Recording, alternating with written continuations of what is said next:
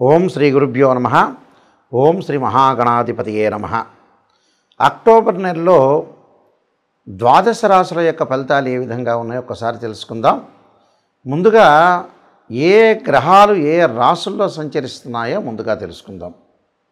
ముఖ్యంగా శని మీనరాశిలో వక్రస్థితిలో ఉండటం, రాహు కుంభరాశిలోను, కేతు సింహరాశిలో సంచారం చేయడం జరుగుతుంది. ముఖ్యంగా ప్రధానంగా గురువు అక్టోబర్ మాసంలో 18వ తారీఖు వరకు కూడా మిథున రాశిలో సంచారం చేసి 18వ తారీఖు నుంచి కర్కాటక రాశిలో ప్రవేశం జరుగుతుంది. అంటే అది అతిచారము అంటారు. కర్కాటక రాశిలోకి ప్రవేశించడం అనేది జరుగుతుంది.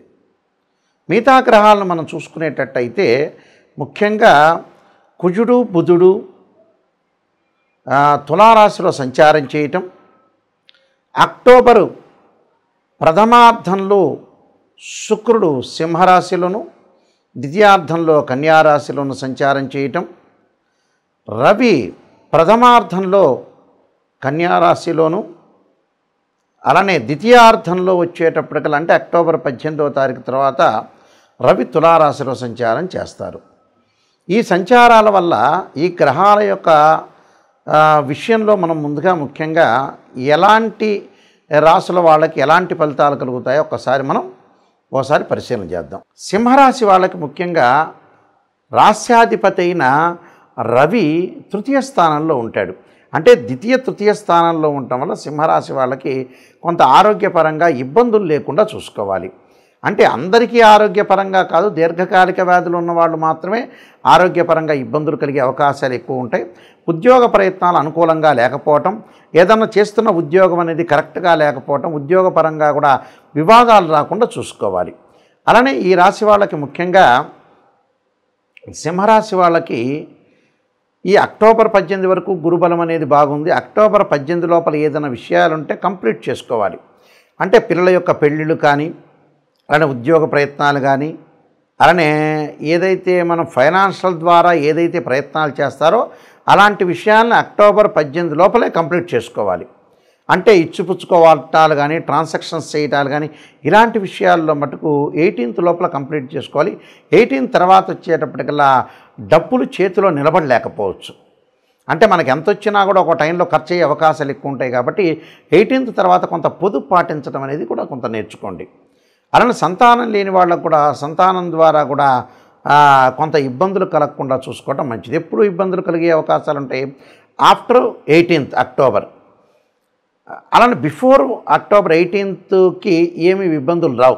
అంటే అక్టోబర్ 18 తర్వాత ఇబ్బందులు వస్తాయి. కాబట్టి కొద్దిగా పిల్లల మధ్యలో తల్లిదండ్రుల మధ్యలో అవినాభావ సంబంధం పెరగటము, కొంత ఓపికతో సహనంతో బంధువులతోటి మిత్రులతోటి కూడా కొంత సహనంగా ప్రవర్తన చేయడం చాలా మంచిది. అలానే ఈ రాశి వాళ్ళకి జన్మంలో కేతు ఉండటం వల్ల ప్రమాదాలు జరగకుండా చూసుకోవాలి. అంటే వాహన ప్రమాదాలు కానీ, కెమికల్ కంపెనీస్లో పనిచేస్తున్న వాళ్ళు కానీ, మెడికల్ ల్యాబొరేటరీస్లో పనిచేస్తున్న వ్యక్తులు కానీ కొన్ని ప్రమాదాలు లేకుండా చూసుకోవడం చాలా మంచిది. అలానే వీళ్ళకి శుక్రగ్రహం ఫలం వల్ల కొన్ని నూతనంగా వస్తువులు కొనుగోలు చేయటం ఒకటి, భార్యాభర్తల మధ్యలో చిన్న చిన్న డిస్ప్యూట్స్ వచ్చే అవకాశాలు ఎక్కువ ఉంటాయి. అంటే సర్దుబాటుతనం అనేది చాలా ఇంపార్టెంట్. సర్దుబాటు లేకపోతే ఏంటంటే జీవితంలో మనం ముందుకు వెళ్ళలేం. ఖచ్చితంగా వీళ్ళు సర్దుబాటు చేసుకొని ముందుకు వెళ్ళాలి. అలానే బుధుడి యొక్క బలం వల్ల కొంత నూతన వ్యాపారాలు సంబంధించినవి చేయకుండా ఉన్న వ్యాపారాన్ని చేసుకుని వృత్తి ఉద్యోగ విషయాల్లో కొంత ప్రణాళికాబద్ధంగా వెళ్ళాలి. ఎవరితో కూడా గ్రాస్పింగ్ పవర్ ఉంది కదా అని ఎక్కువగా మాట్లాడితే కూడా కొన్ని ఇబ్బందికరమైన పరిస్థితులు వచ్చే అవకాశాలు ఖచ్చితంగా ఉంటాయి. కాబట్టి కొద్దిగా జాగ్రత్త వ్యవహరించి ముందుకు వెళ్ళటం అనేది చాలా మంచిది. ఈ రాశి వాళ్ళకు ముఖ్యంగా సప్తమ స్థానంలో రాహు యొక్క సంచారం వల్ల విదేశాలకు వెళ్ళలేకపోవటం, దగ్గరికి వచ్చినట్టు వచ్చి విదేశాలకు వెళ్ళలేని స్థితి బాగా ఏర్పడే అవకాశాలు ఎక్కువగా ఉంటాయి. అలానే శని ఏదైతే వక్రస్థితిలో ఉన్నాడో, అష్టమంలో శని వక్రస్థితిలో ఉండటం వల్ల ఆరోగ్యపరంగా ఇబ్బందులు ఏమీ ఉండవు. ఆరోగ్యపరంగా దీర్ఘకాలిక వ్యాధులు ఉన్న వాళ్ళు మాత్రమే కొద్దిగా జాగ్రత్తగా ఉండాలి. కానీ మిగతా వాళ్ళకు అవసరం ఏమీ లేదు. కొంత వాహన ప్రమాదాల విషయంలో కొంత జాగ్రత్తగా ప్రవర్తించి ముందుకు వెళ్తే మంచి జరిగే అవకాశం, ఏమీ భయాందోళన చెందాల్సిన పనేమీ లేదు. నేను చెప్పబోయే రెమెడీస్ మీరు పాటించండి, మీకు మంచి జరిగే అవకాశం ఖచ్చితంగా ఉంటుంది. ఈ రాశి వారు ముఖ్యంగా కొన్ని ప్రత్యేకంగా రెమెడీస్ అనేవి అనుసరించాలి. ఆ రెమెడీస్లో నేను కొన్ని పరిహారాలు చెప్తాను. ఆ పరిహారాలు పాటిస్తే మంచి జరిగే అవకాశాలు ఖచ్చితంగా ఉంటాయి. ఎందుకంటే ఈ రాశి వాళ్ళు ముఖ్యంగా సూర్యుడి యొక్క నమస్కారాలు చేయటం మంచిది. ఈ అక్టోబర్ మాసాల్లో 4 ఆదివారాల పూట కూడా 4 ఆదివారాలు ప్రాతకాలంలో సూర్యుడు ఉదయించే సమయంలో సూర్యుడి యొక్క ప్రార్థన చేయాలి. సూర్యుడి యొక్క ప్రార్థన చేయటంలో చాలా మంచి మంత్రం ఏమిటంటే సూర్యగాయత్రి మంత్రం అంటాం మనం. ఈ సూర్యగాయత్రి మంత్రం వల్ల ఏం జరుగుతుంది అంటే ఉద్యోగపరంగా ఇబ్బందులు లేకుండా ఉంటారు, నూతన ఉద్యోగాలు లభించే అవకాశం ఉంటుంది. ఆరోగ్యం మహాభాగ్యం అని ఆరోగ్యం పరంగా కూడా ఇబ్బందులు లేకుండా ఉండే అవకాశాలు ఖచ్చితంగా ఉంటాయి. కాబట్టి ఆరోగ్యం కానీ ఉద్యోగం కానీ అనుకూలంగా ఉండాలంటే సూర్యగాయత్రి మంత్రాన్ని సూర్యుడి యొక్క స్తోత్రపరణం చేయాలి. సూర్యగాయత్రి మంత్రంలో అతి పవర్ఫుల్ అయిన మంత్రం ఏంటంటే ఆదిత్యాయ విద్మహే సహస్రమూర్తాయ ధీమహి తన్నో భాను ప్రచోదయాత్ అనే మంత్రాన్ని చదవాలి. దాంతోపాటు ఓం ఆదిత్యాయ విద్మహే సహస్ర కిరణాయ ధీమహి తన్నో సూర్య ప్రచోదయాత్ అనే మంత్రాన్ని చదివితే మనకు ఖచ్చితంగా మంచి జరిగే అవకాశాలు ఖచ్చితంగా ఉంటుంది. అలానే మానసికంగా ఆందోళన చెందుతున్న వాళ్ళు, చెవి ముక్కు గొంతు అలానే నిమోనియాతో బాధపడుతున్న వాళ్ళు, లంగ్స్ సంబంధించిన ఎఫెక్ట్స్తో బాధపడుతున్న వాళ్ళు, ఖచ్చితంగా సైనస్ సంబంధించిన ఆరోగ్యపరంగా ఇబ్బందులు కలుగుతున్న వాళ్ళు, మానసికంగా బలం లేని వాళ్ళు, మానసికంగా ఆందోళన చెందుతున్న వాళ్ళు ఖచ్చితంగా ఆరాధన చేయాల్సిన చంద్రగ్రహాన్ని ఆరాధన చేయాలి. చంద్రుని ఎలా ఆరాధన చేయాలి? చంద్రగాయత్రి మంత్రాన్ని చదువుకోవాలి. క్షీరపుత్రాయుధ్య అమృతతత్వాయ ధీమహి తన్నో చంద్ర ప్రచోదయాత్ అనే మంత్రాన్ని చదువుకోవాలి. రియల్ ఎస్టేట్ కానీ అలానే అగ్రికల్చర్ ల్యాండ్స్లో కానీ రైతులు కానీ బిల్డర్స్ కానీ కెమికల్ కంపెనీస్ వాళ్ళు కానీ డాక్టర్స్ కానీ కోర్టు వ్యవహారాలు పోలీస్ స్టేషన్ వ్యవహారాల్లో చిక్కుకున్న వ్యక్తులు అలానే ఏదైతే ఆస్తిపాస్తుల గురించి గొడవలు అన్నదమ్ముల మధ్యలో గొడవలు ఉన్న వాళ్ళు తప్పకుండా సుబ్రహ్మణ్య స్వామి యొక్క ఆరాధన చేయాలి. అంటే 2 జంట సర్పాలను దానం చేయటము అలానే రాహుకాలంలో పూజ చేయటము సుబ్రహ్మణ్య స్వామి యొక్క ఆరాధన చేయాలి.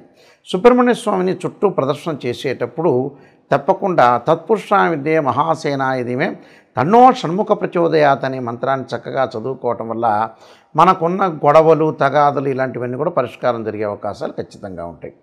అలానే వీళ్ళు బుధగ్రహం అంటే బుద్ధిబలం పెరగటానికి, లౌకిక జ్ఞానం పెరగటానికి, అలానే గణిత శాస్త్రంలో ప్రాధాన్యత పెరగటానికి, లెక్కల్లో పిల్లలు విద్యార్థులు వీక్గా ఉన్న వ్యక్తులు వ్యాపారపరంగా అనుకూలంగా ఉండాలంటే ఖచ్చితంగా విష్ణు సహస్రనామ పారాయణంతో పాటు ఓం యక్షాయ కుబేరాయ వైశ్రవణాయ ధనధాన్యాధిపతే ధనంధాన్యం సమృద్ధిమే దేహిమే దాపయిస్వ అనే మంత్రాన్ని చక్కగా బుధవారం రోజున ప్రాతకాలంలో 11 సార్లు చదవటం చాలా మంచిది. అలానే విద్య యందు అనుకూలంగా లేకపోవటం, విద్య పిల్లలకి మర్చిపోవటం చదివినంతా కూడా, అలానే ధనపరంగా ఇబ్బందులు కలుగుతున్న వాళ్ళు, మొండి బాకీలు వసూలు కాని వాళ్ళు, ఉద్యోగ ప్రయత్నాలు కూడా అనుకూలంగా లేని వాళ్ళు, అలానే ఫైనాన్షియల్ పరంగా ట్రబుల్స్ ఉన్న వ్యక్తులు ఎవరైతే ఉంటారో వాళ్ళందరూ కూడా సంతానపరంగా ఇబ్బందులు కలిగిన వ్యక్తులు ఎవరైతే ఉంటారో వాళ్ళందరూ కూడా తప్పకుండా దత్తాత్రేయ స్వామి పారాయణం దత్త కవచాన్నితో పాటు ఓం దేవానాంచ ఋషీనాంచ గురుకాంచన సన్నిభం బుద్ధిమతం త్రిలోకేశం తమ నమామి బృహస్పతిం అనే మంత్రాన్ని చక్కగా చదువుకోవటం వల్ల కూడా వీళ్ళకి మంచి జరిగే అవకాశాలు ఖచ్చితంగా ఉంటాయి. అలానే వివాహం కాని స్త్రీ పురుషులు ఎవరైతే ఉంటారో మాకు వివాహాలు కావట్లేదు, దగ్గరికి వచ్చినట్టు వచ్చి వెళ్ళిపోతున్నాయనే వ్యక్తులు అమ్మవారి యొక్క ఆరాధన చేయాలి. అమ్మవారి యొక్క ఆరాధనతో పాటు మహాలక్ష్మి అంటే మహాకాళి, మహాలక్ష్మి, మహాసరస్వతిని ప్రార్థన చేయాలి. అలానే కాత్యాయనాయుధ్యే కన్యాకుమార ధీమహి తన్నో దుర్గి ప్రచోదయాత్ అనే మంత్రాన్ని చదవటం వల్ల శీఘ్రంగా వివాహం జరిగే అవకాశాలు ఉంటాయి. అలానే శుక్రవారం రోజున బొబ్బర్లు దానం చేయటం, వీలైతే బొబ్బర్లు ఆవుకు పెట్టే అవకాశం అనేది చూసుకోవాలి. అలానే వీలైతే శుక్ర జపం చేయించటం, అలానే అబ్బాయిలు వివాహం కాలేదంటే వరపాశుపతాస్త్ర అంటే కన్యాపాశుపతాస్త్ర రుద్రాభిషేకం, అమ్మాయిలు వచ్చేటప్పటికల్లా అంటే అబ్బాయిలు వచ్చేటప్పటికల్లా ఈ శుక్రుడి గురించి మళ్ళీ రిపీట్గా చెబుతున్నాను చూడండి ఒక్కసారి. శుక్రగ్రహం నుంచి మళ్ళీ చెబుతున్నాను. ఎవరైతే అమ్మాయిలకు వివాహం కావట్లేదో, అబ్బాయిలకు వివాహం కాకపోతుంటే వీళ్ళు శుక్రగ్రహం యొక్క అనుకూలత ఉండాలి. శుక్రుడు కళత్రకారకుడు, వివాహకారకుడు, సుఖాన్ని భోగాన్ని సౌఖ్యాన్ని ఇచ్చేవాడు శుక్రుడు.